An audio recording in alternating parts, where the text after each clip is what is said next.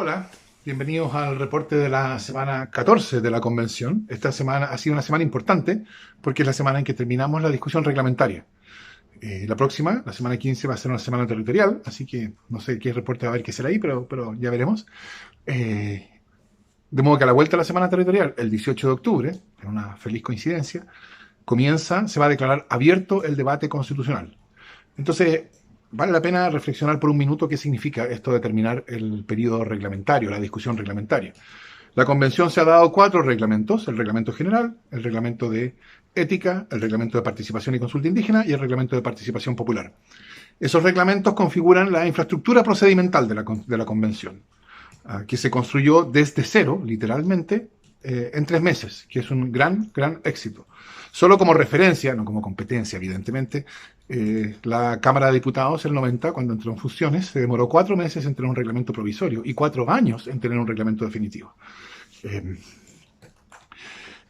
¿Qué es lo interesante que ha pasado? Bueno, al comentar la semana 13 ya habíamos hablado de las discusiones relativas al reglamento general y la discusión general que se dio respecto de la aprobación de la indicación número 1 famosa al reglamento de participación y consulta indígena. También hablamos del reglamento de ética. Esta semana se terminó de discutir el reglamento de participación y consulta indígena. Se votaron una a una todas las indicaciones que fueron declaradas compatibles por la Secretaría.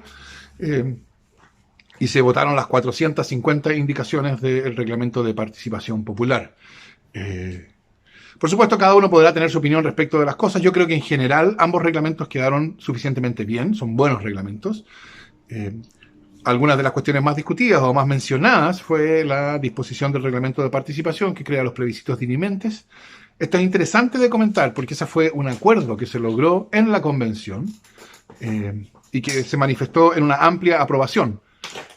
Esa regulación que contiene el reglamento de participación popular, primero indica cómo se identifican las iniciativas o las cuestiones que irían a plebiscito, que tienen que tener un apoyo de más de 3/5 y menos de 2/3, y que tienen que además ser identificadas y decididas para ir a plebiscito por la propia convención, posteriormente a 2 votaciones en que se manifiesta esto, los 3/5 y no los 2/3.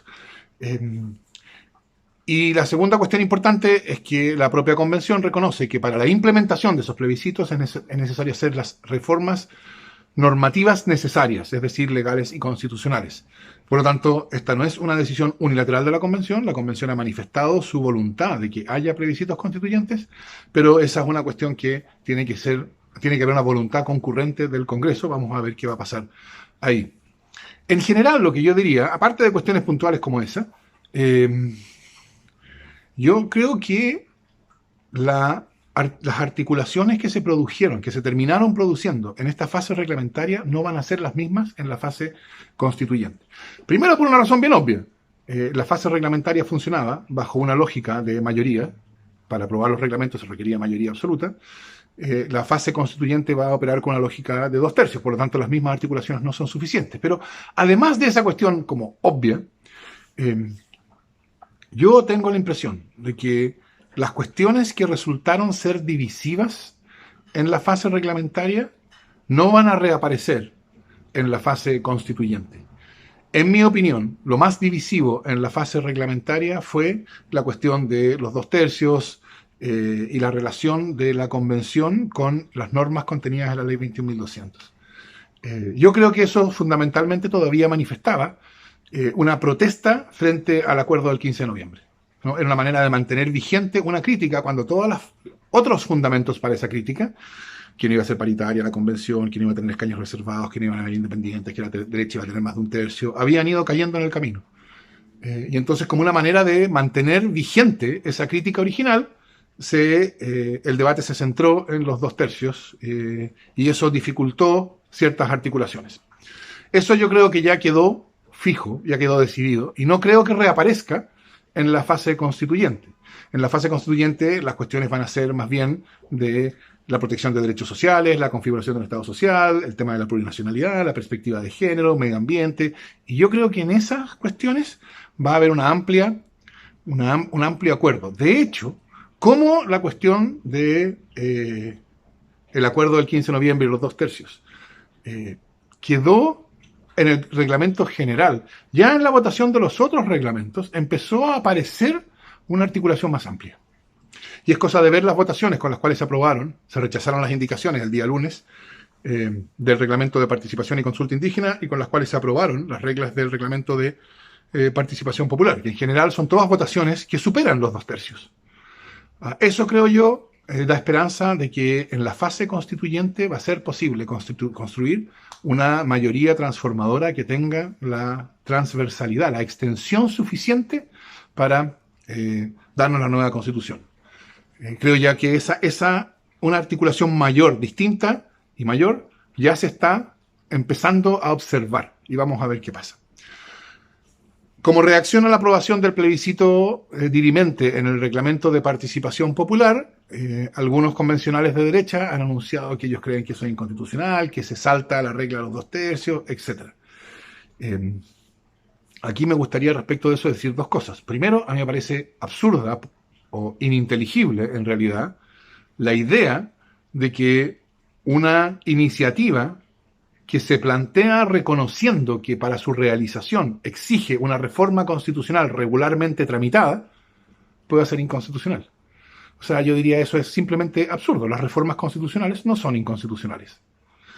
Sería como decir que era inconstitucional la paridad, que era inconstitucional los escaños reservados, que era inconstitucional crear listas de independientes, o que es inconstitucional modificar las reglas de cesación en el cargo de los convencionales, que a propósito del caso del convencional Rojas Vade, la propia derecha ha sugerido. Ellos han sugerido modificar la Constitución para crear una causal de cesación nueva y para eventualmente discutir la cuestión del reemplazo. Eso también es una reforma constitucional que cambia las reglas de operación de la Convención Constitucional durante el curso de la Convención, después del plebiscito, etc. Entonces, primero, yo creo que el argumento de inconstitucionalidad del plebiscito dirimente en los términos en que quedó aprobado es simplemente ininteligible. Pero segundo, hay otra cosa importante aquí.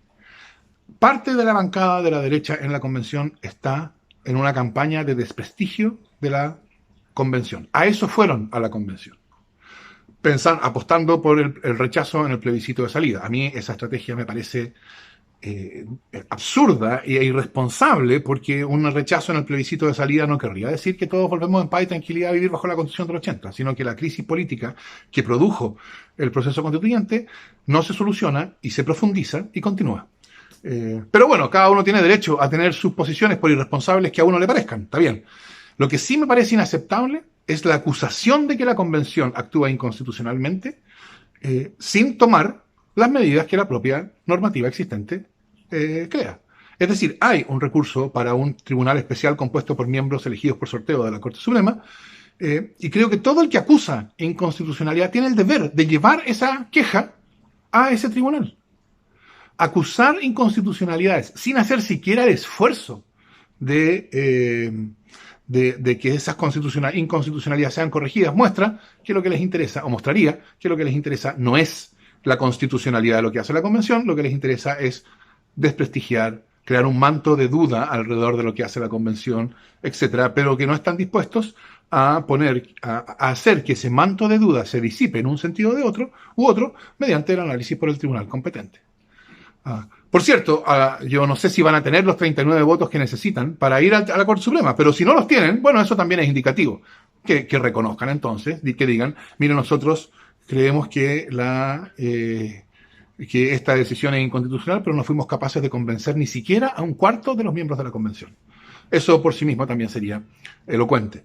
Pero creo yo que lo peor es esta actitud de acusar inconstitucionalidades, es decir, sí estamos evaluando ir a la Corte Suprema y después pasar piola.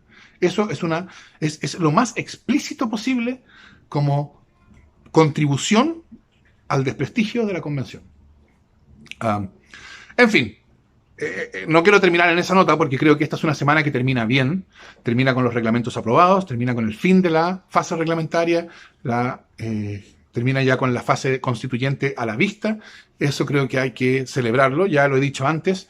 Yo creo que la discusión reglamentaria, la importancia de la discusión reglamentaria no es inmediatamente transparente para el público, y por lo tanto hay una crítica de por qué están discutiendo estas leguleyadas, que por cierto no son leguleyadas, pero parecen ser leguleyadas, en vez de estar discutiendo sobre salud, sobre educación, sobre pensiones, sobre formación de la ley, etcétera, las cuestiones que realmente importan. Agua, Bueno, eso va a cambiar desde el 18 de octubre, una espléndida fecha para comenzar el debate constituyente. Así que veremos si hay reporte para la semana 15, que va a ser una semana territorial, en que no va a haber actividad en la convención, pero puede ser necesario hacer algunos comentarios. Y si no, nos vemos al fin de la semana 16, que va a ser la primera semana de debate constituyente. Nos vemos.